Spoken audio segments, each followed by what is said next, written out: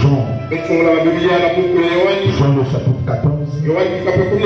On va lire à partir du premier verset jusqu'au verset 3. Et on va lire dans 1 Thessaloniciens 4.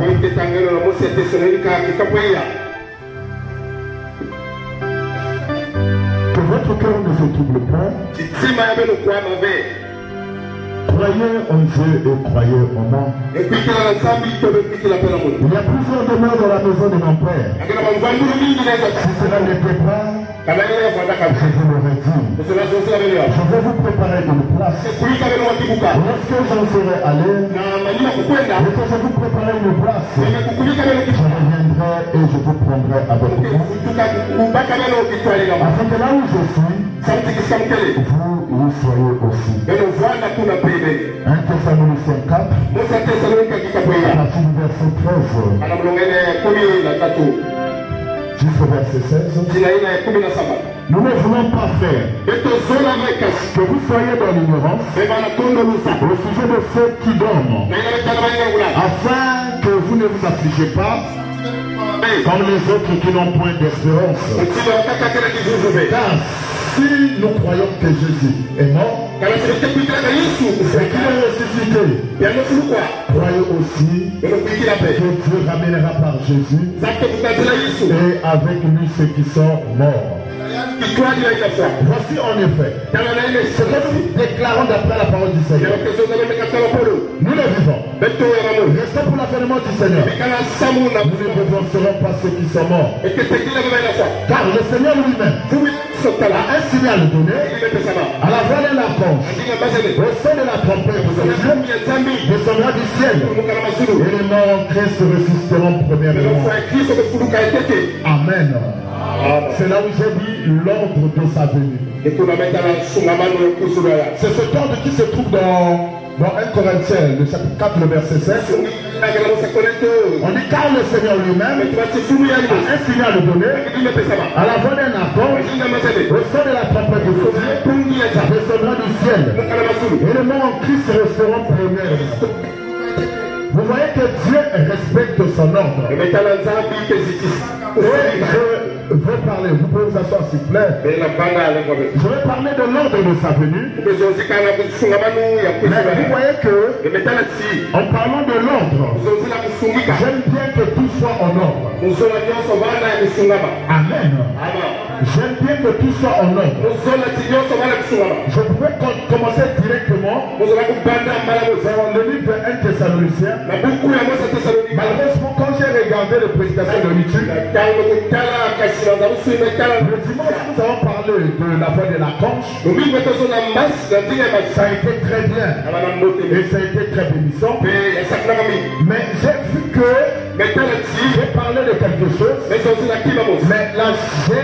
l'ordre a été un peu confus.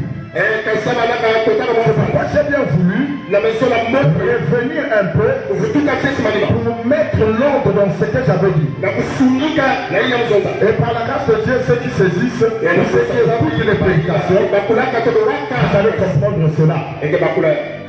Nous parlons de l'enlèvement. C'est parler de l'ordre de sa venue. Cet enlèvement, nous voyons que c'est Jésus qui a promis cela. Le Maître nous a promis lui-même. Amen. C'est lui qui nous a promis qu'il va revenir. Et quand il va revenir, il viendra pour nous prendre. C'est pourquoi dans le livre de Jean, le chapitre 14, c'est les paroles du Maître lui-même. Ce n'est pas la parole de Dieu, au travers d'un prophète ou au travers d'un apôtre. C'est les paroles du Christ lui-même. Il parle dans le livre de Jean, le chapitre 14. Il dit que votre cœur ne se trouble point. Croyez en Dieu, croyez en moi. Il y a plusieurs demeures dans la maison de mon Père. Si cela n'était pas, je vous l'aurais dit. Jésus devait nous dire qu'il n'y a pas de place là-bas. Et puis si cela n'était pas, je vous l'aurais dit. Je m'en vais vous préparer une place. Et une fois que je m'en serai allé, et que je vous prépare une place, je reviendrai pour vous point. Afin que là où je suis, aussi soyez aussi. Donc c'est une promesse que Jésus nous affecte. Nous savons que Dieu s'est révélé au travers de son Fils Jésus-Christ. Le sauveur de l'Ancien Testament, c'est le Seigneur Jésus du Nouveau. Dieu ne ment jamais. Si Jésus-Christ était Dieu, il ne peut jamais mentir. Il ne mentira jamais. Il n'y a rien de ce que Jésus a déjà dit qui a failli. Tout ce qu'il a dit, c'est accompli. Pour ce qui est de la résurrection, c'est de l'enlèvement, cela aussi s'accomplirait. Est-ce que quelqu'un peut me dire un amen? Est-ce que quelqu'un peut me dire un amen? J'ai dit ici que nous avons eu 3 enlèvements dans l'Ancien Testament et nous avons aussi 3 enlèvements dans le Nouveau Testament. Et en parlant de 3 enlèvements, j'ai parlé de 3 enlèvements. J'ai l'enlèvement d'Enoch, amen, l'enlèvement d'Élie et l'enlèvement de l'Ancien Testament, qui est la clé de voûte qui compte dans l'Ancien Testament et qui compte aussi dans le Nouveau Testament. Dans le Nouveau Testament, nous avons 3 enlèvements. Il y a l'enlèvement de Matthieu 27. Amen. Quel est l'enlèvement de Matthieu 27? Allez sans la maison. C'est là où je vous ai dit que je vais parler comme un vrac. Mais ce matin, je veux parler de cela avec précision, selon l'ordre dans lequel cela s'est passé. Amen. Et nous savons une chose. Je parlais de l'ordre, mais on va commencer là. Nous savons une chose. Amen. Nous savons une chose. Excusez-moi. On va prendre ça. On va prendre ce ordre-là. Nous savons que le message ou l'Ancien Testament, c'est l'ordre du Nouveau Testament. L'Ancien et le Nouveau Testament. Dieu a envoyé un prophète. Appelé William Branham. C'est lui qui nous a révélé l'ordre des choses. Peut-être que tu ne crois pas au prophète, tu ne lis pas le prophète, tu ne sauras pas l'ordre des choses. Tu auras la parole en vrac, mais c'est bien de la précision. Il faut croire en ce message. La précision se trouve dans ce message. Alors lisons un peu la parole. Lisons dans Matthieu. Matthieu 27. Matthieu 27. Prenons un peu le verset 51. Et voici le voile du temple. C'est en deux. Depuis le haut jusqu'en bas, la terre trembla. Les rochers se fondirent. Les sépulcres s'ouvrirent. Et plusieurs corps des saints qui étaient morts ressuscités. Étant sortis des sépulcres, après la résurrection de Jésus, ils sont entrés dans la ville sainte et apparut à un grand nombre de personnes. Les centeniers, ceux qui étaient avec lui, regardaient Jésus, ayant vu trembler, ayant vu le tremblement de terre, et ce qui venait d'arriver, saisi d'une grande frayeur et dire, assurément cet homme était un fils de Dieu. Et ce voit ce verset. Ici on lui dit, le roi Jésus a été crucifié. Amen. Jésus poussa un bon cri. Et on dit que les sépulcres s'ouvrirent. Et les morts reviennent à la vie. Amen. C'est ce que la Bible dit, non? Les morts reviennent à la vie. Ça dit que beaucoup de corps, on les a vus dans la ville de Jérusalem. Et enfin, le centenier déclara assurément que cet homme était un vrai prophète. Matthieu ici, il est en train de résumer la chose. Mais il place dans l'ordre. Et ce matin, nous allons placer chaque chose selon l'ordre. Et ici, nous parlons de l'ordre de la résurrection. De la première résurrection du Nouveau Testament et de la première résurrection du premier enlèvement. Est-ce que vous comprenez? Moi, je vais parler du deuxième. Commençons par le premier pour comprendre. Est-ce que vous saisissez? L'ordre s'est passé comment? L'ordre s'est passé comme ceci. Une fois que Jésus fut crucifié, Jésus cria d'une voix forte. Amen. Élie lama sabachthani. Il a dit, mon père, pourquoi m'as-tu abandonné? On est venu, on a mis, comment on appelle, la lance.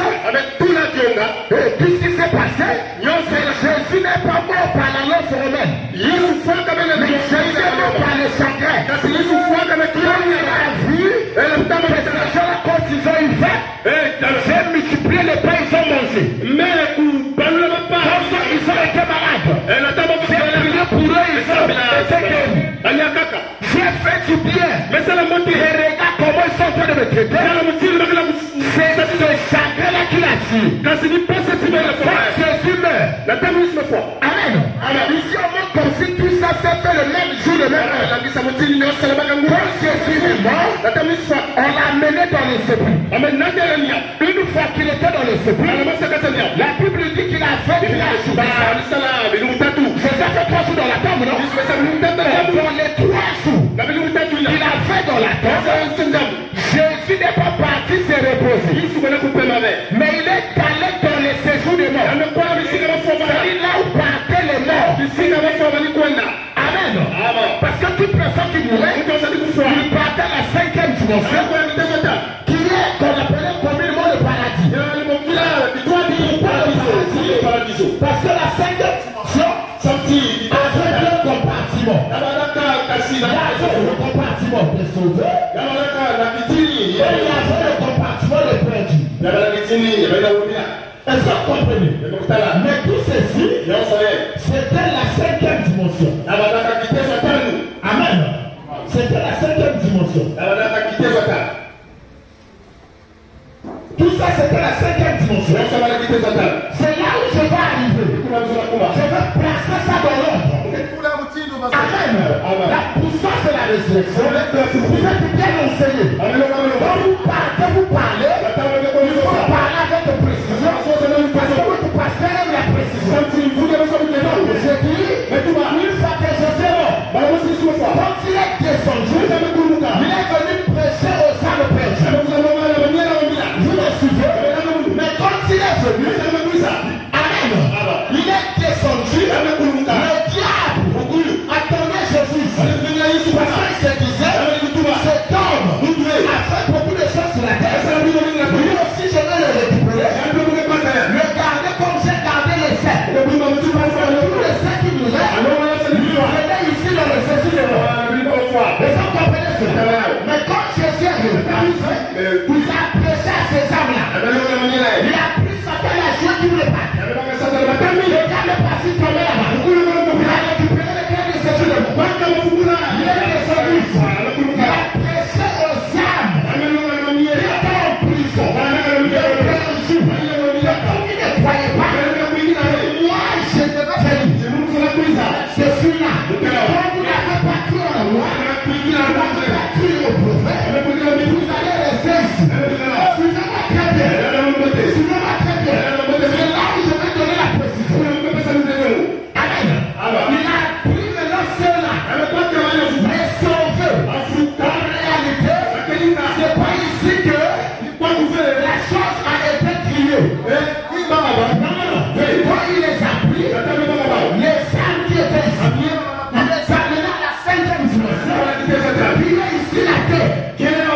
Vous savez que Jésus, il est resté sur la terre. Et il a vu les disciples. On a vu même Thomas, qui est en train de douter. Il a dit tant que je ne vois pas les clous au niveau de ses poings.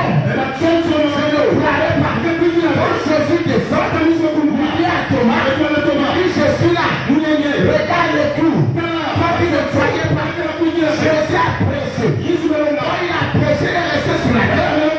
Maintenant, le jour il est porté d'aller dans l'enlèvement. Amen. Amen. Je pense que ça fait 40 jours sur la terre. Maintenant, quand il est en train de monter, la Bible nous relate cela. Il parlait, et nous lui prions. Amen. Et il est en train de tournoyer. Jésus est en train de monter. Amen. La Bible dit qu'il le déroba. Amen. Jésus montait pour aller dans l'enlèvement. Quand Jésus est en train de monter, il n'était pas seul. Les gens, les disciples, ils voyaient seulement Jésus qui montait, mais ils ne voyaient pas. Mais ceux qui étaient tout autour de lui,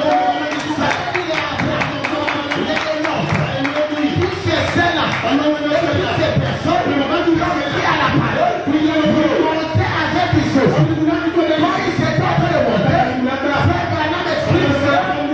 Arrivé au ciel, c'est là où tous les saints qui étaient avec Jésus se sont écriés. Ça ne s'est pas passé ici. Dans le séjour de mort, ça s'est passé là-bas aussi. Ils ont crié porte.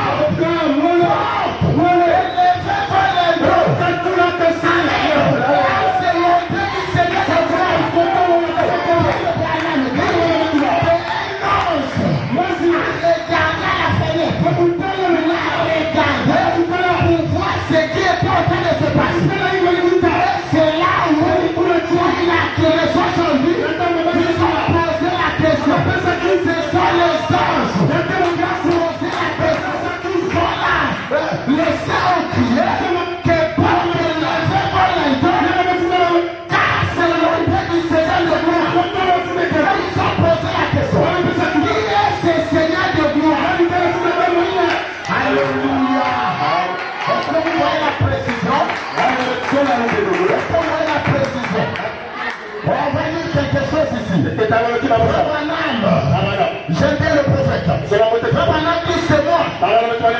Donc ce moi n'est pas peur. Verset 29, troisièmement.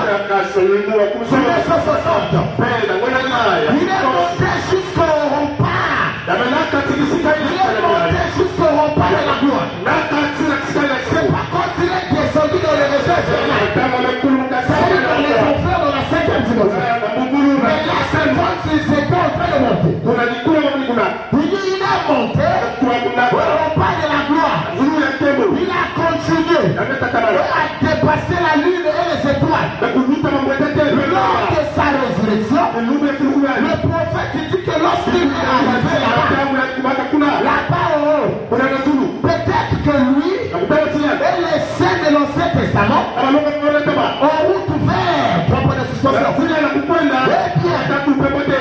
je peux voir les anges. Je peux voir les anges. J'étais un coup d'œil à la porte. Et ils ont crié là-dedans. Les saints du Nouveau Testament, de l'Ancien Testament, ont dit levez-vous, portes éternelles, levez-vous, portes éternelles, et levez-vous, que le roi de gloire fasse son entrée.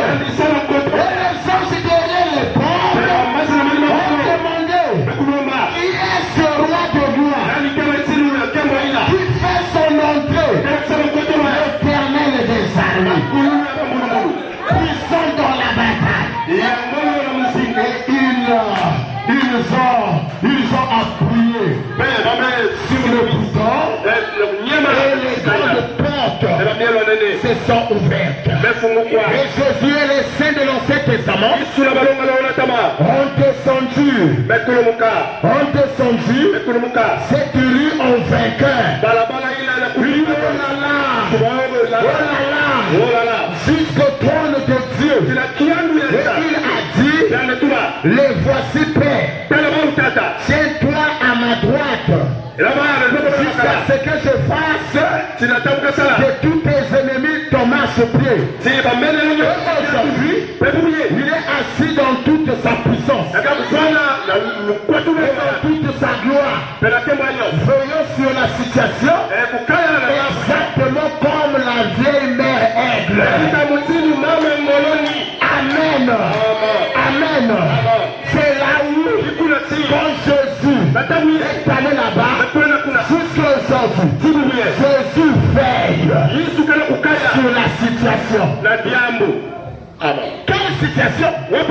La situation de ses enfants. Et ce matin, le même Jésus est en train de nous parler. Ça c'est l'ordre de sa première venue. Mais quand nous venons à l'ordre de sa seconde venue. Amen. Parce que la première venue est passée. Mais ce qui nous concerne, c'est la seconde venue. Même là, le troisième enlèvement, cela ne nous concerne pas. Cela concerne les deux témoins d'Apocalypse 11. Ce qui nous concerne, nous, c'est la seconde venue. La seconde venue, l'enlèvement, c'est la même chose. Ça se passe à la fois. Dans la seconde venue, il y a aussi l'ordre. Amen. Il y a l'ordre de la seconde venue. On doit comprendre ces choses. Amen. Jésus veille. Il veille. Il veille sur sa parole. Il veille sur ses enfants. Le but de Jésus, c'est que nous ayons la révélation. Et que nous marchons selon cette révélation. Ne se pas les gens. Les gens n'aiment plus la révélation. Vous allez dire comment? Évidemment, quelqu'un qui aime la révélation, il va aimer la parole. Et si tu aimes la parole, tu ne manqueras pas à l'église. Parce que tu as dit, on ne sait pas ce qu'on va parler aujourd'hui. Et que Dieu va nous révéler quelque chose. Est-ce que vous comprenez cela? Mais nous voyons que les gens sont en train de s'assouplir. On va arriver jusque-là. Les gens sont rentrés dans la négligence. Mais les élus de Dieu, eux, ils aiment la révélation. Les élus de Dieu, ils aiment la parole. Les élus de Dieu, c'est eux qui vont dans l'enlèvement. Et les élus de Dieu, c'est l'épouse de Christ. Jésus ne viendra prendre que son épouse. Mais quand il vient pour prendre son épouse, il y a un ordre qu'il doit respecter. Cet ordre-là, c'est quoi? Amen. Ici, là, 1 Thessaloniciens 4 nous dit, à un Seigneur le donné. Amen. La Bible dans d'autres interprétations de la Bible, on dit que c'est l'écrit de commandement. Amen. Le prophète nous dit aussi que le Seigneur, c'est un cri de commandement. Amen. C'est un cri de commandement. Est-ce que vous comprenez cela? C'est un cri de commandement. C'est un cri de commandement. Amen. Ça c'est l'ordre. Deuxièmement, c'est quoi? C'est la voix de la cloche. Amen. On est d'accord, non? Est-ce qu'on est d'accord? C'est la voix avec un signal donné à la voix d'archange. Donc c'est la voix d'archange. Troisièmement, nous avons la trompette.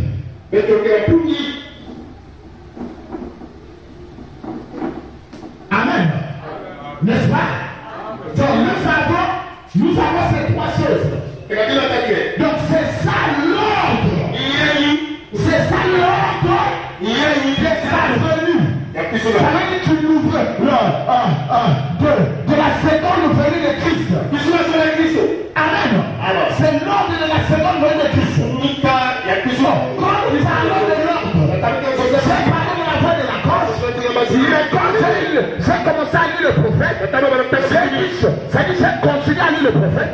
J'ai dit, je dois revenir encore sur le cri de commandement. Parce qu'il y a trop de choses dedans. Je ne dois pas passer comme ça. En voyant le cas de l'église, je ne peux pas passer. Et ici, on dit quoi? À un signal donné, qui est le cri de commandement. Qu'est-ce que le cri de commandement? Lisons le Fabanam.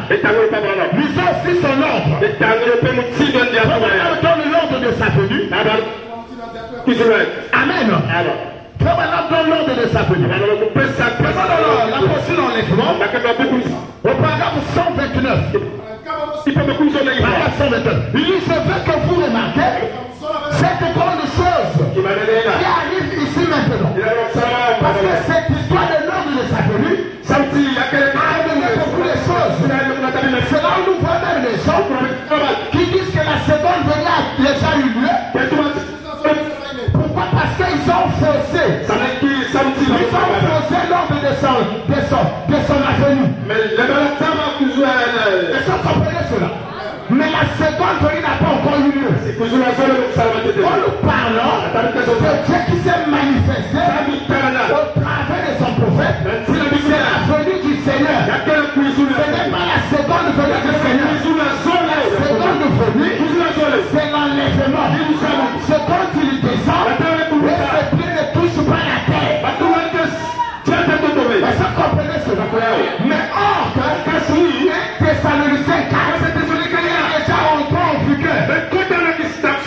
Bien que la seconde venue n'a pas encore eu lieu. C'est parce que le cri de commandement a déjà répondu. Ici, le premier dit, je veux que vous remarquez cette grande chose qui arrive ici maintenant. Ne manquez pas ceci. Notez bien ceci. La parole dit ici, dans 1 Thessaloniciens, il y a trois choses. Au verset 13,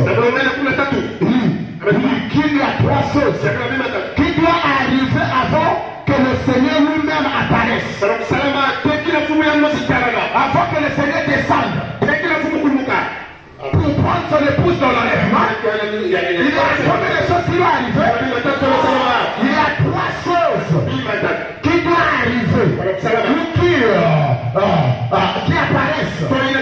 Il dit rapidement maintenant, afin que nous puissions terminer. Voyez-vous, la première chose qui arrive, c'est un cri de commandement. Dans le signal, c'est un cri de commandement. Puis, quand on dit puis, ça veut dire la deuxième, non? Puis, il nous voit. Et ensuite, une trompette. Il lisait maintenant au royaume. Si c'est juste, un homme rentre maintenant à lire 1 Thessaloniciens. Amen. Dans l'ordre de sa venue, premièrement, c'est le commandement. Deuxième, c'est la voix. Troisième, c'est la trompette. On continue dans la même posture dans le monde. Pendant 141, il a ordonné que ces choses soient et maintenant. Il doit envoyer ceci. La première chose qui arrive, lorsqu'il commence à descendre du ciel, est un cri de commandement. Qu'est-ce que c'est donc? C'est un message. De l'autre côté, quand nous avons lu cela, au paragraphe, je crois que c'est mon lieu, 264, on nous a dit que c'était un message. Vous vous souvenez, non? Que le cri de commandement, c'était un messager. C'est un message. Le messager et le message sont un. Est-ce que vous comprenez? Il dit la première des choses, il dit c'est le cri de commandement, et il dit c'est un message pour rassembler les gens. Amen. C'est un message pour rassembler les gens. Un message est proclamé premièrement. Il dit c'est le temps de la préparation. À la préparation de l'ombre. Il dit levez-vous. Préparez vos lampes. Quelle veille était-ce? La première. La septième. Quelle veille était-ce? C'était la 7e veille. Il parle la 6e. Voici l'époux. Voici l'époux vient. Levez-vous et préparez vos lampes. Amen. Moi qui suis le prophète dit que cet enlèvement se passe quand? Ça se passe à la première veille. Et c'est ce que le prophète dit. Non, je pose la question. Est-ce que le prophète dit que c'est la première veille? Est-ce qu'il a dit que c'est la 3e veille? Est-ce qu'il a dit que c'est la 6e veille? Le prophète dit que c'est la 7e veille. Est-ce que quelqu'un comprend ça? On va aller dans la Bible. La 7e veille. Quand ils ont dit ça, les gens n'ont rien compris du tout. Il fallait que Malachi 4 arrive. Cet homme de Malachi 4, William Marion, c'est lui qui est le prophète de Malachi 4. Est-ce que vous comprenez cela? Le prophète nous explique qu'il y avait cette veille. Et c'était à la 7e veille que le pouce était descendu. Et là, avant que le pouce n'arrive, amen, une voix s'est fait entendre disant que le pouce est là. Amen. Le pouce vient.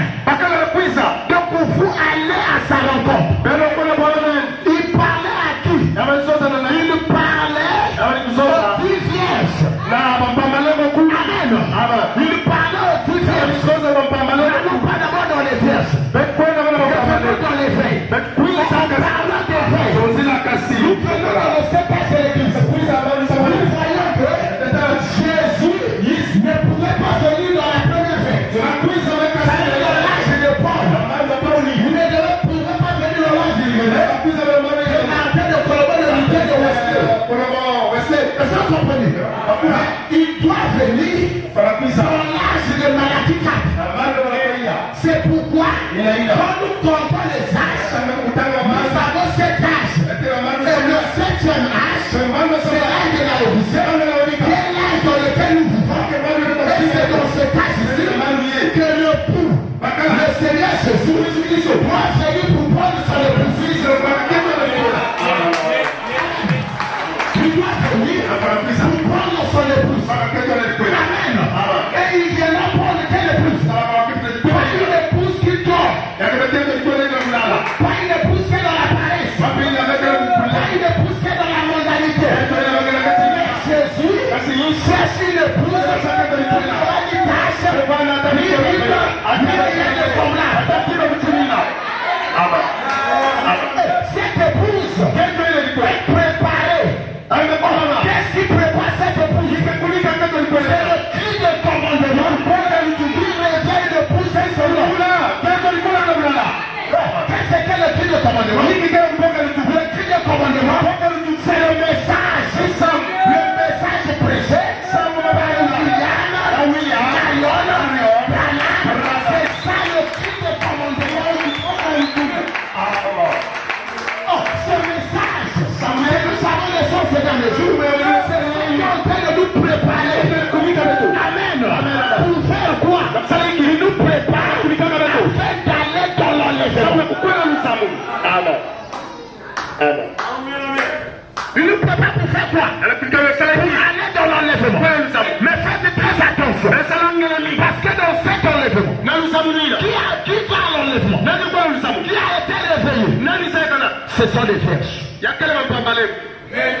Ce sont les vierges. Et il y a combien de vierges? Il y a combien de vierges? Il y a non. Mousseka. Là, c'est pas bon. Mousseka, c'est ce qu'on appelle la vierge. Prenons dans le livre, prenons dans Matthieu. Amen. Prenons dans Matthieu 25. Prenons Matthieu 25. Écoutez ceci. Vous avez la parole. Est-ce que vous appréciez la parole? Ah, vous appréciez la parole? Est-ce que ça pénètre? Est-ce Est-ce que vous comprenez? Travaana me dit que voir c'est comprendre. Amen. Voir c'est comprendre. Ça veut dire quand on te prêche la parole, si tu comprends, ça veut dire que tu es en train de voir la chose. Matthieu 25. Partie du premier verset. Il y a alors le royaume des cieux sera semblable à 10 vierges qui ont pris leur lampe, allèrent à la rencontre de l'époux. Cette autre aide était folle et sage. Les folles en prenant leur lampe ne virent point d'huile avec elle. Mais les sages prirent avec leur lampe de l'huile dans leur vase. Quand l'époux tardait, tous s'assoupirent et s'endormaient. Comme l'époux faisait quoi? Comme l'époux faisait quoi? L'époux tardait. Il fut s'assoupir et il dormait. C'est le cas de l'église aujourd'hui. Faites très attention. Faites très attention. De peur que vous dormiez et que vous restez endormis, quand l'époux vient, que vous restez parce que vous dormez. Dieu a pris le cas de l'église. Parce que l'église ne commence pas dans la Odyssée. L'église a commencé depuis l'âge de Fès. Amen. Et l'église, amen. Alors que les âges, ici avec beaucoup de la lumière, ici les gens étaient motivés. Les gens étaient là en fervent. Ils suivaient la parole. L'esprit, c'était bien placable. On arrive à Tchati. Il y a l'obscurité de l'hypocrite. La nuit est devenue beaucoup. Et les gens commencent à dormir. Quand nous venons dans la vérité, un peu de lumière. Restez un peu. Là, j'ai la audition. Viens le prendre me dit. Quand il a vu cet âge, en réalité, quand Dieu l'a monté, il y avait seulement de l'obscurité. Il n'y avait pas de la lumière. Il dit, mais si j'ai placé cette petite lumière, c'est à cause de l'épouse. Est-ce que vous comprenez cela? L'âge dans lequel nous vivons, alors que l'époux commence à venir. Amen. Les gens sont devenus plus fatigués. Venir à l'église, c'est un problème. Payer sa dîme, c'est un problème. Prier pour l'église, pour ses enfants, pour sa famille, c'est devenu un problème. Les gens ne marchent plus dans la discipline. Il y a plus la discipline. Les gens dorment. Les gens se sont assoupis. Les gens sont devenus fatigués. Non. C'est le temps. Amen. De rassembler ses forces. De réunir encore plus de forces. Alors l'événement c'est pour bientôt. J'ai reçu les pour prendre sa épouse. Et ce n'est pas le temps de dormir. Dites-moi l'amen. Dites-moi l'amen. Combien de fois prenons seulement cette petite église. Combien de fois j'essaie de vous réveiller ici concernant l'heure à venir à l'église et la cadence de venir à l'église.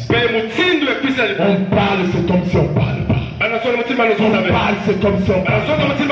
Qu'est-ce qui se passe? C'est l'assouplissement. Continue à t'assouplir.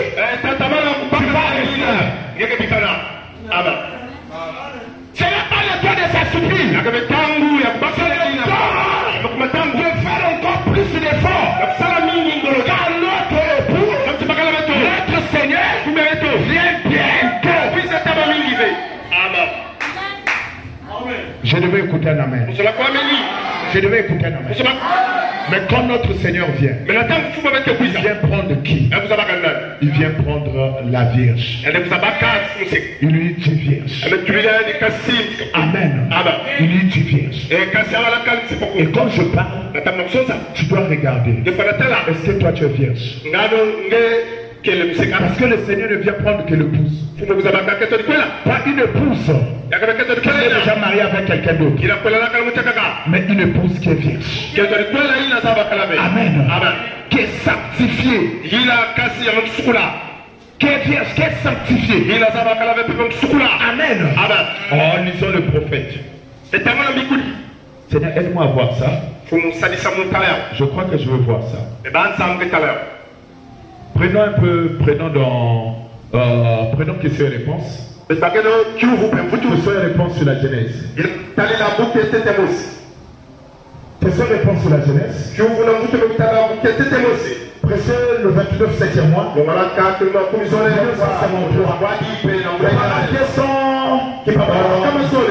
Commençons par 249. Ils sont sortis à la rencontre de l'époux, n'est-ce pas? Tu lui poses la question. Le prophète nous pose la question. Deux vierges sont sorties. Celui des cinq sages et les cinq femmes. Même le ça c'est moi à Dieu. Deux vierges sont sorties à la rencontre de l'époux. Et tu lui poses la question, n'est-ce pas? Même les prédications de l'Évangile, tu n'es pas réglé. Mais ça c'est clair. Même quand quelqu'un écoute la prédication, il doit être réveillé. Quand tu poses la question, tu réponds. Tu commences à t'assuplir depuis l'église. Tu vas t'assuplir chez toi à la maison. Dans le cas où tu dors. Alors qu'on est en train de parler des gens qui sont assouplis. Oh. Rien que ta manière d'écouter la parole. Ta manière d'écouter la parole. On peut sentir que cela est intéressant. Mais son cœur, il a du cœur. La manière qu'une personne prêche. Cela, il a mis son cœur. Quand il a préparé cette prédication, il a mis son cœur. Il met son cœur. Le roi qui écoute. On t'attend. Comme un homme dit, il y a 10 vierges sont sorties à la rencontre de l'époux, n'est-ce pas? N'est-ce pas ces deux vierges? 5 folles et 5 sages. Une vierge, c'est quoi? Vierge, ça veut dire pure. Ça veut dire sainte. Oui, n'est-ce pas? Oui, qu'est-ce que c'est une jeune fille vierge? C'est une jeune fille qui n'a jamais été touchée. Elle est vierge. Quelque chose qui est vierge, par exemple l'huile d'olive vierge. Ça veut dire qu'elle a été justifiée jusqu'à ce qu'elle soit à l'état vierge. Qu'elle soit pure. De l'or vierge. De l'or vierge, qu'est-ce que c'est? Il dit, c'est comme toutes les impuretés. Toutes les impuretés qui ont été soumises à la chaleur. C'est que sous l'effet de la chaleur, toutes ces impuretés sont sorties par vrai. Tout le fer et la pureté et tout le reste, l'impureté et tout le reste on a sorti sous l'effet de la chaleur. Et alors il est alors à l'état vierge. Elle était 10. Ils sont sortis à la rencontre de l'époux. Jésus a dit pas vrai. Combien sont d'abord là-dessus? Combien sont d'accord? Les femmes sont d'accord. Combien sont d'accord? Amen. Il dit combien sont d'accord? Amen. Dieu soit allé à la rencontre, regardez bien. Elle c'était toute sainte. Et bien pour pouvoir être sainte, il fallait qu'elle vienne qu'elle ait été sanctifiée. C'est la seule source sainte de purification que Dieu possède. C'est la sanctification. Amen. Amen. C'est Dieu vierge. C'est Dieu sainte. Frère Branham dit que la seule chose que Dieu a pour la sanctification, pour rendre sainte, il dit c'est la sanctification. Alors, cet enlèvement, ce qui peut aller là-bas, c'est que l'épouse qui est vierge. Quand que tu es là, quand tu te regardes, est-ce que tu es vierge? Parce que cet enlèvement n'est que pour l'épouse. Mais quelle épouse? L'épouse qui est vierge. Nous regardons les gens. Aujourd'hui, le paganisme est rentré dans le but du Dieu. Le paganisme. Tout ce qu'on voit dans le monde, on le voit maintenant dans l'église. Et on dit qu'on va aller dans l'enlèvement. Mais nous croyons la parole. Si tu crois la parole, tu vas aller dans l'enlèvement. Une fois que tu sois sainte, une fois que tu sois l'épouse, une fois que tu sois vierge, une épouse purifiée. Soit parle mal des gens. C'est la soumise. Parle mal. Et toi qui parles, tu vas souiller ta bouche. Et toi qui écoutes, quelqu'un d'autre parle mal de quelqu'un, tu vas aussi tenter de souiller tes oreilles. Les frères se rencontrent quelque part. Les sœurs se rencontrent quelque part. Nous serons parlons mal de l'église. Parlons mal des frères et des sœurs. Parlons mal du pasteur. Même la personne qui nous prêche la parole. Nous parlons mal. Et après toi tu te lèves. Oh non, moi je vais aller là. Je vais pas l'enlèvement. Mais ce qui va l'enlèvement c'est les vierges. Ils sont là dans l'impudicité. Même dans l'église tu dis. Nous voyons les frères et tabac.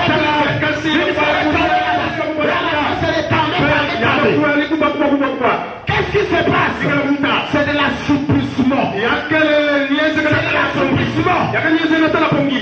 On doit redresser nos cœurs. On doit redresser nos cœurs. Même les païens, quand on essaie de témoigner de toi, la sœur Intel, la sœur Intel,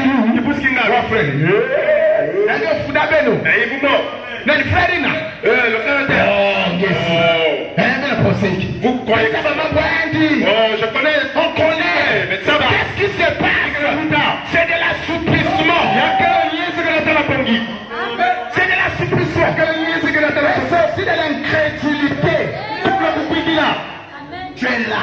On ne peut plus faire confiance aux gens. On ne peut plus faire confiance aux gens. Dès qu'on te donne un peu de l'argent, fais des affaires avec un frère. L'argent là. Trompe le frère. Parce que on se dit plus comme ça. Tu dois quelqu'un. C'est comme ça. Même si c'est de payer la dette de toi.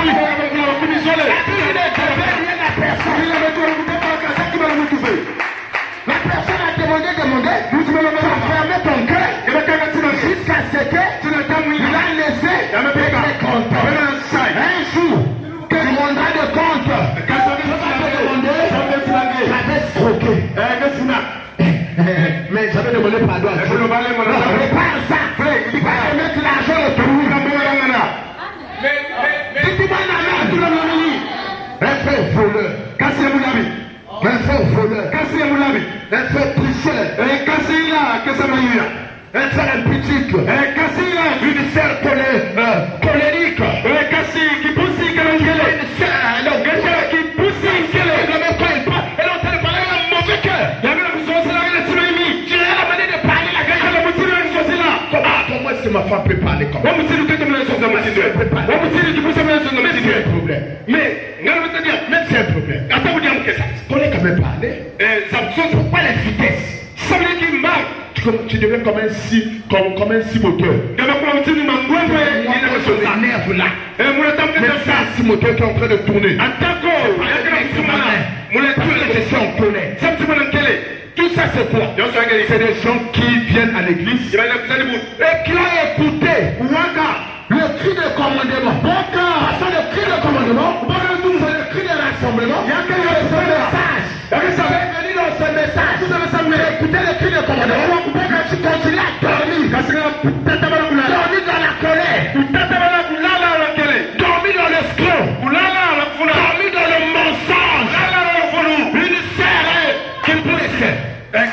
Si tu décèdes, menteur. C'est bon la bouche. Elle devient comme un serpent qui peut bouffer un oiseau. Qu'est-ce qui se passe? Le fou.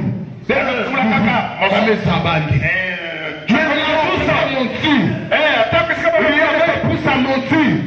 Tu es seulement dans le mensonge. Tu es seulement dans le mensonge. On dit que nous allons dans l'enlèvement. L'enlèvement là c'est pour des vierges.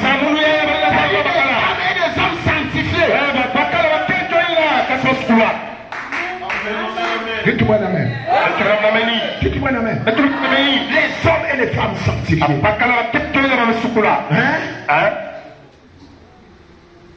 Est-ce que j'ai fini? Puisque la seule source de sainteté, de la pureté que Dieu possède, c'est la sanctification, pas vrai? Pas vrai? Les gens pensent qu'ils peuvent venir me commander ici là. Ils ne me commandent pas. C'est Dieu qui me commande. Il va amener ta situation, ton problème. Même si l'autre a tort. Amen. Je peux écouter. Je suis en train de laisser passer le temps. Mais quand je suis en train de laisser passer le temps, je suis en train de regarder par rapport à ce que tu m'as dit. Ton comportement, est-ce que tu n'as pas une part de responsabilité dedans? Le temps c'est un prophète. Le temps c'est un prophète. Quand on avait appelé le prophète, il fallait que le prophète vienne aussi. On avait dit c'est Zabarie qui n'a rien encore Jésus. C'est toi qui es mon Dieu, mon Saint-Esprit. C'est toi. Tu deviens mon Saint-Esprit. C'est toi qui commences à me conduire. Non. Quand je suis calme, je ne vais pas dire que je ne vais pas régler cette affaire. Amen. Que je ne vais pas régler cette affaire. Non. Je suis calme. Je suis en train de regarder les esprits. Parce que derrière chaque chose, il y a un esprit qui est là. Quel est l'esprit pour attaquer la chose à la source? Alors que je suis en train de regarder. Quand je celui-là, je comprends maintenant. Je comprends maintenant. Un homme de Dieu ne conduit pas. C'est un homme de Dieu qui conduit les gens. Le Saint-Esprit par cet homme de Dieu, celui-là conduit le peuple. Mais si le peuple commence à te conduire, ferme l'église. C'est un bonia. Un pasteur bonia goy. La seule source de pureté, c'est la sanctification. Maintenant, regardez bien. Tous les 10 étaient sanctifiés. Mais 5 n'avaient pas de huile dans leur lampe. Et 5 avaient de l'huile dans leur lampe. Pas vrai? L'huile, qu'est-ce que ça représente? Là, ce n'est pas la pureté. La virginité représente le Saint-Esprit. Amen. Ils étaient d'abord 5, les 10 étaient vierges. Amen. Les 10 étaient vierges. Mais il y avait seulement 5 qui avaient de l'huile. Il y avait seulement 5 qui avaient l'huile. Que tu peux te justifier sans pour autant être sanctifié. Tu peux être sanctifié sans pour autant que tu aies le Saint-Esprit. Et il y a des choses aujourd'hui, tu le vois, c'est un légaliste. Il est sanctifié, mais il n'a pas le Saint-Esprit. Amen. On doit pas s'arrêter en chemin. On va commencer par la justification, la sanctification, et avoir le Saint-Esprit. Parce que sans le Saint-Esprit,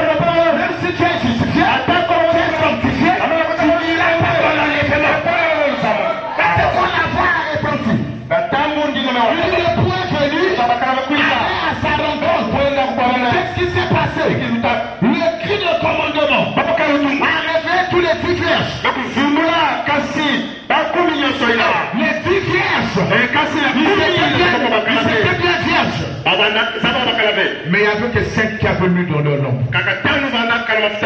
Les 5 autres n'avaient pas l'huile. Est-ce que vous comprenez cela? Et quand le cri a retenti, ils se sont réveillés. Après, les 5 se sont rendus compte qu'ils n'avaient pas l'huile dans leur lampe. Ils ont demandé aux 5 autres. Ils ont dit, s'il vous plaît, donnez-nous un peu d'huile. Donnez-nous un peu d'huile. Les 5 autres ont dit, on ne peut pas vous donner de l'huile. On ne peut pas vous donner notre huile. Mais pourquoi? Ils ont dit non, ça ne va pas suffire. Le temps, on est en train de se préparer. Il fallait que chacun achète son huile. Amen. Il fallait que chacun achète son huile. Mais vous étiez là seulement en train de dormir. Vous n'étiez pas intéressé. Bien qu'étant vierge, vous n'étiez pas concerné. Parce que si vous étiez concerné, vous deviez veiller à l'état de votre lampe et à l'huile qui était dans votre lampe. Et le temps que les 5 sont sortis, ils sont partis accueillir leur époux. Et l'époux les a pris, ils sont rentrés. Et les 5 autres, qu'est-ce qui s'est passé? Et alors qu'ils sont partis chercher lui, quand ils sont revenus, c'était trop tard. Mon frère, ma soeur, la Bible déclare que quand vous entendez sa voix, n'endurcissez pas votre cœur. Tous les jours, alors que je viens prêcher ici, ne prenez pas ça à la blague. N'endurcissez pas le cœur. L'enlèvement, c'est pour bientôt. Et l'enlèvement est une réalité. L'enlèvement est une réalité. L'enlèvement est une vérité. Amen. L'enlèvement est une réalité. Et l'enlèvement est une vérité. Ce ne sont pas des jeux. Peut-être que tu penses, bon, c'est seulement parler. Non, c'est seulement parler. Non, ce n'est pas parler. Amen. Ce n'est pas parler, mais c'est la vérité. Frère Madame dit, ton approche concernée et convaincue. Verset le 10, si c'est moi 1962. Auparavant, 73. Vous savez que ce que je pense que les gens ne sont pas convaincus que Jésus vient bientôt. Pourquoi les gens fuient l'église? Pourquoi les gens ne veulent pas prier? Pourquoi les gens ne veulent pas se conformer à la parole? Pourquoi les gens ne veulent pas suivre la parole? C'est parce que les gens ne sont pas convaincus. Ils ne sont pas concernés. Ils viennent sur bon comme il faut venir. Bon, comme déjà papa aussi était chrétien, moi aussi je dois être chrétien. Comme maman était chrétienne, moi aussi je dois être. Ma maman m'a amené dans ce message. Mais ce n'est pas un problème personnel. Mais si c'est un problème personnel, tu seras concerné. Tu seras concerné. Et même on verra des fruits dans l'église. Par la manière de soutenir. On verra des fruits dans vos quartiers. Par la manière que vous vivez dans le quartier. Dans les relations que vous avez avec vos familles. On verra cela. Le prophète dit, vous savez, je pense que les gens ne sont pas convaincus que Jésus revient bientôt. Je ne crois pas qu'il soit convaincu qu'il vient dans cet âge ici. Et je crois que c'est la raison pour laquelle ils ne se sentent pas concernés. Parce qu'ils ne sont pas pleinement convaincus. C'est vrai. Ils ne sont pas convaincus. Qui est avec eux? S'ils étaient convaincus, ils reviendraient à la parole. Ils reviendraient à la parole. C'est vrai. Et maintenant, il se peut que beaucoup comprennent mal ceci. Si les gens ne sont pas convaincus, c'est parce que les gens ne croient pas. Ils ne sont pas convaincus, ils ne sont pas concernés que Jésus vient bientôt. Mais la bonne nouvelle que je vous donne, c'est que Jésus vient bientôt. Les gens sont en train de regarder. Ils sont en train de regarder. Oh non, vous savez que la vie devient difficile. La chose devient difficile. La vie devient difficile. Les choses deviennent difficiles. Le diable a doublé le nombre de briques. Les choses deviennent difficiles. Je ne dis que Dieu passe pas faux. Les choses deviennent difficiles. Mais quand ça devient difficile, c'est là où Dieu regarde les vrais croyants. Les vrais croyants qui peuvent prendre position. Pour la parole quand c'est difficile. Quand c'est difficile. Amen. Comme c'est difficile, c'est là où les vrais croyants. Parce que l'âge que nous vivons, c'est l'âge de victorieux. Amen. C'est l'âge de victorieux. C'est pas l'âge de paresseux, de goïgoï, de bonia. C'est l'âge des courageux. C'est l'âge des vainqueurs. Les gens qui peuvent se lever, prendre une position pour la parole. Même si cela est difficile. Est-ce que quelqu'un peut me dire un amen? Est-ce que quelqu'un peut me dire un amen? Amen. Oh.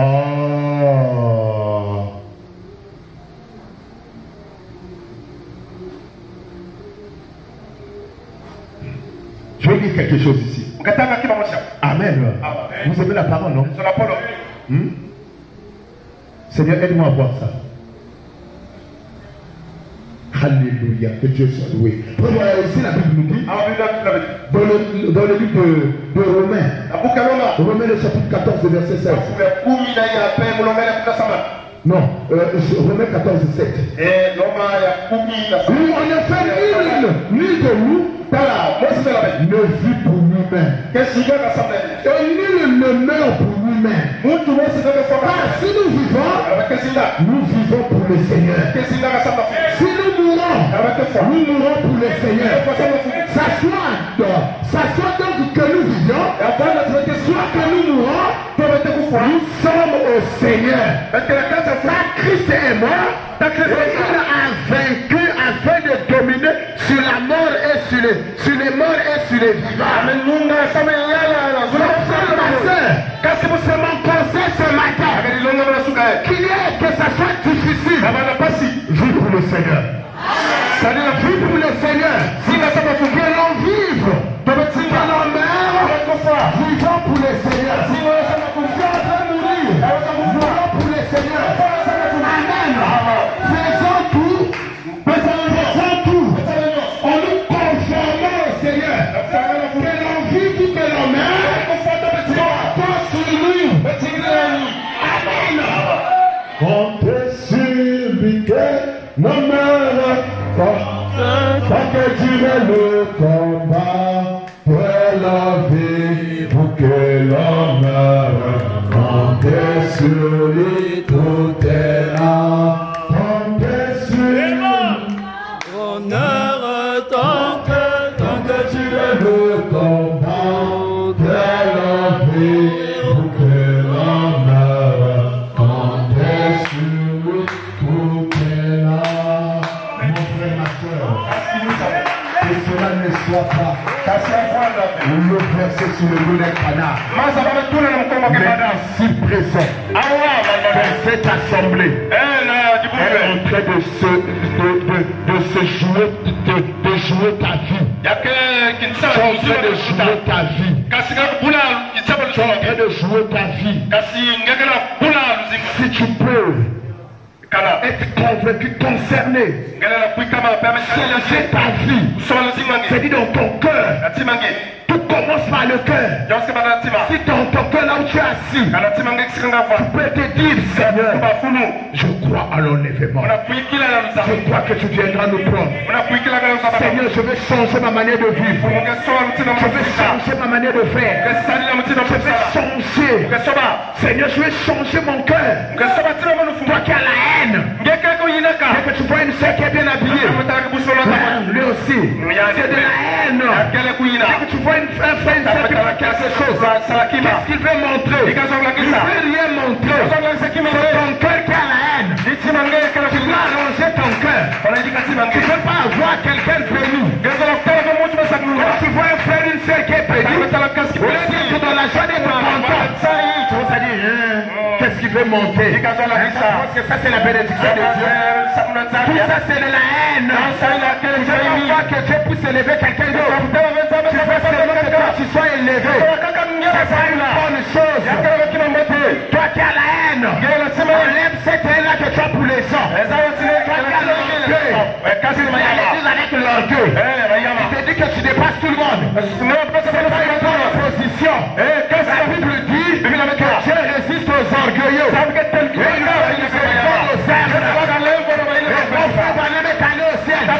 Au-delà du rideau du temps, il a dit que là-bas il y a que l'amour qui rentre. C'est que la seule m'a fait. Je ne peux pas le pardonner. Je ne peux pas le pardonner. Tu vas aller en enfer comme ça. Nous les chrétiens, nous pardonnons. Quelqu'un t'a fait du mal. Tu dois lui pardonner. Tu dois lui pardonner. Nous les chrétiens nous pardonnons. À ceux qui nous ont offensés. Nous avons l'amour.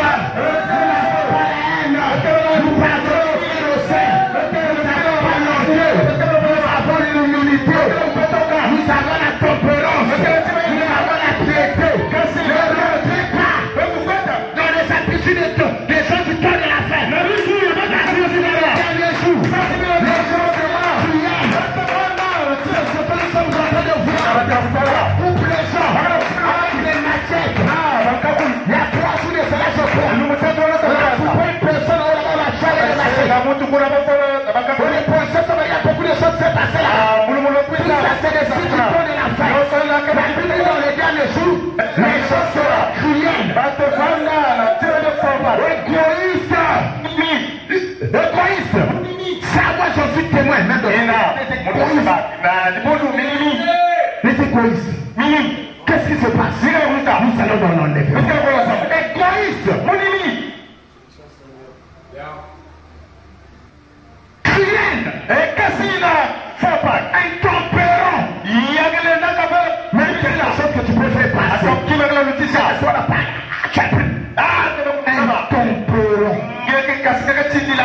Intempérant. C'est mon fils. L'éducation, c'est pas ça.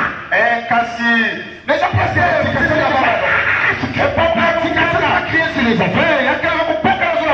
L'éducation, c'est d'éduquer les enfants. C'est de transmettre aux enfants des valeurs.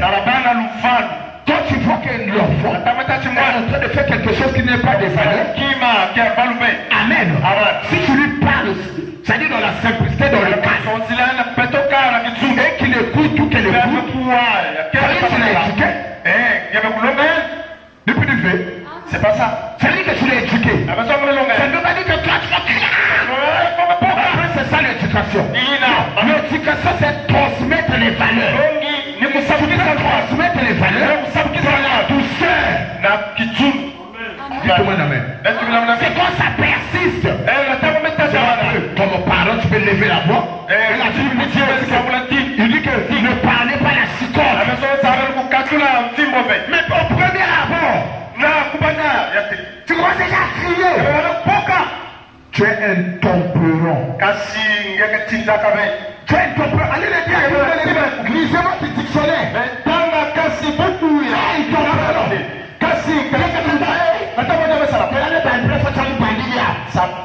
Ça commence par couper les autres. Lève-le-moi. Tu vas te faire ta soeur. Qu'est-ce que vous savez? Balazaba. Connais-ce que ça m'a vu? Connais-ce que moi je parle?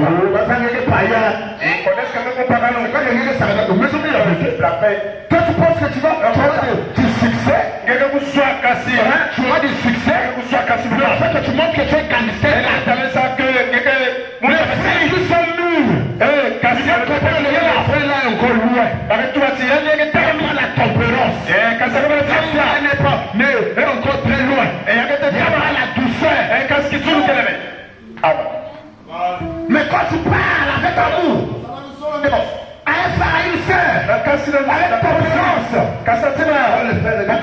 vraiment Sœur Rina. J'aime bien rester avec elle. C'est la manière qu'elle parle avec amour. C'est ça nos valeurs. Les gens ont pris nos valeurs. Ils ont jeté ça. Ils ont pris les valeurs des païens. C'est ça, on commence à valoriser dans l'église du Dieu. Arrêtez ça. Arrêtez ça. Revenons à la parole. Dites-moi la main. Pour les derniers jours, les gens seront cruels. Ils seront intempérants. Des vies des hommes de bien. Calomniateurs.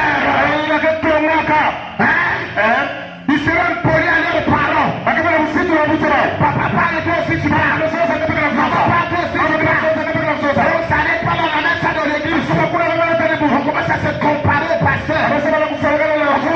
Venez, mais pasteur ça non. Même quand je le dis, quand je lui souffle les yeux, je lui souffle les yeux. Oui, il faut me mettre. Viens m'ouvrir les yeux. Vous lancez comme un poumon au Saint-Esprit. Je vais te jeter la piment. Je vous dis la vérité, les gens n'ont plus de valeur. Qu'est-ce qui se passe? Ce sont les esprits. Les esprits de Laodicée. Ne tombez pas dans ce piège-là. C'est ça, on va vous réveiller. Réveillez-vous. Ne tombez pas dans ce piège. On a nos vertus à nous. On a nos valeurs à nous. Amen. Amen. On a nos valeurs à nous. On a nos vertus à nous. Nous sommes des fils de Dieu. Nous sommes des vierges. Nous sommes le pouce qui va dans les feux. Regarde ta vie. Observe ta vie. Est-ce que ta vie est digne de l'évangile? Est-ce que ta vie est-elle digne de l'évangile? Tu dois te regarder, tu dois te mirer. Tu ne vas pas dire comme dit les laris. Et messieurs sont rouges quand les deux ne parlent pas de parler. J'ai constaté, la plupart des gens, que moi dans l'église, même quand on est en train de prêcher, on est en train de te regarder comme ça, comme s'il n'est pas concernant les guerres. C'est celui-là qui est dans ces choses-là. Je vous dis la vérité. Pourquoi on parle et rire? Même au niveau des prédicateurs. Tous les rabbins à la chaise, ils vont taper comme ça. Moi, quand je les regarde, je dis bye. Ils veulent monter au prépu. Parce que la parole tombe sur nous tous. Qu'on puisse à genoux, même prier, regretter. Je vous connais très bien. On marche tous. On voit une sœur qui passe. Et là, tu tournes, tu regardes encore. L'homme de Dieu. Mais demande pardon à Dieu. Change ton comportement qu'on est en train de prêcher. Mais ne viens pas. Pourquoi ça veut le pas? Moi, quand je dis hypocrite comme ça. Vous avez des hypocrites dans le monde. Ne soyez pas hypocrites. La vie éternelle, c'est chacun. Moi, je cherche à prier à toi pour la fin, je vais redresser mon cœur. À la fin, je vais au ciel. Dites-moi l'amen. Les saluts individuels.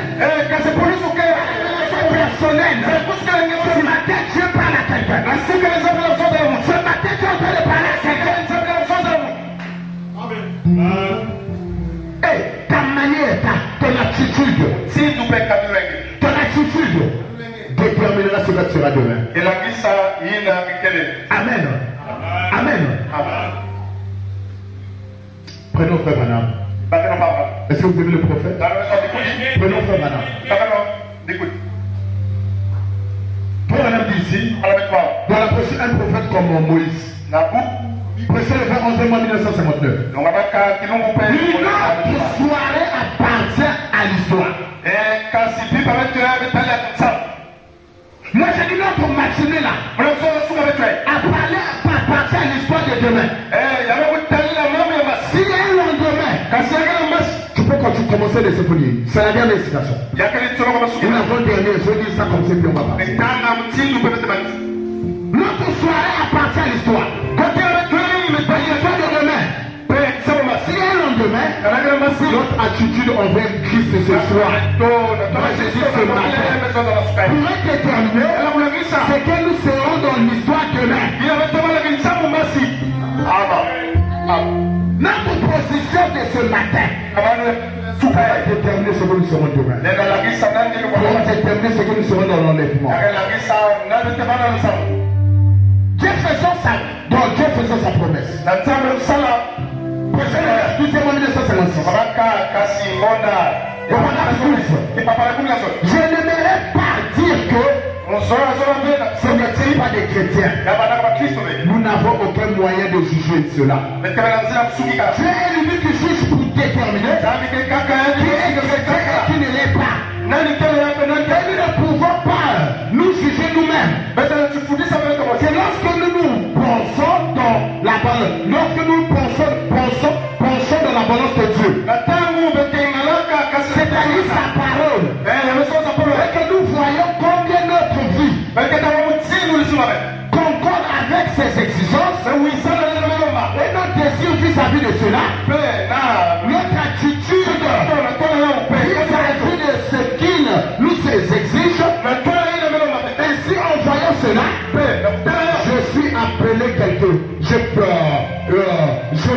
je me suis appelé quelque chose. Pourquoi les gens qui avaient le Saint-Esprit, dans leur cœur s'éloignaient-ils de Dieu?